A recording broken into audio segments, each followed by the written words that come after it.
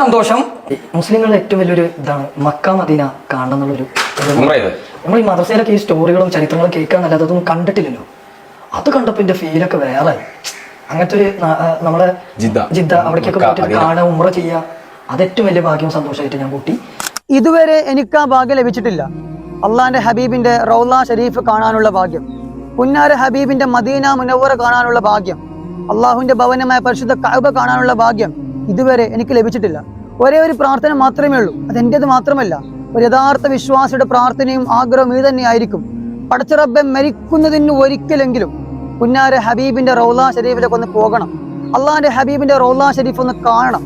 അവിടെ പോയിട്ട് അസ്സലാത്തു വസ്സലാമു അലൈക യാ റസൂലല്ലാഹ് എന്ന് പറയണം. അതിനേക്കാളും അപ്പുറം പുന്നാര ഹബീബ് സഹിച്ചതായ ത്യാഗങ്ങളുടെ ചരിത്രങ്ങൾ പറയുന്ന ഒരുപാട് സ്ഥലങ്ങൾ, ആ സ്ഥലങ്ങളിലൂടെ ഒന്ന് സഞ്ചരിക്കണം. ഇതൊക്കെയാണ് ആഗ്രഹങ്ങൾ. ഓരോ വിശ്വാസിയും ആഗ്രഹിക്കുന്ന ഇങ്ങനെയുള്ള കാര്യങ്ങൾ തന്നെയായിരിക്കും. മദ്രസകളിൽ കേട്ട് പഠിച്ച പരിചയം മാത്രമേ ഉള്ളൂ. ഒരു പ്രാവശ്യം അങ്ങോട്ടേക്ക് പോകണം, അതാണ് ഏറ്റവും വലിയ ആഗ്രഹം. പടച്ച റബ്ബ് അവിടെ പോകുവാനും അള്ളാഹിന്റെ ഹബീബിന്റെ റൗള ഷരീഫ് കാണുവാനും അസ്സലാത്തു വസ്സലാമു അലൈക യാ റസൂലല്ലാഹ് എന്ന് പറയുവാനും പരിശുദ്ധ ഹജ്ജും ഉംറയും ചെയ്യുവാനുള്ള മഹത്തായ ഭാഗ്യം അള്ളാഹു നമുക്ക് നൽകട്ടെ. ആമീൻ.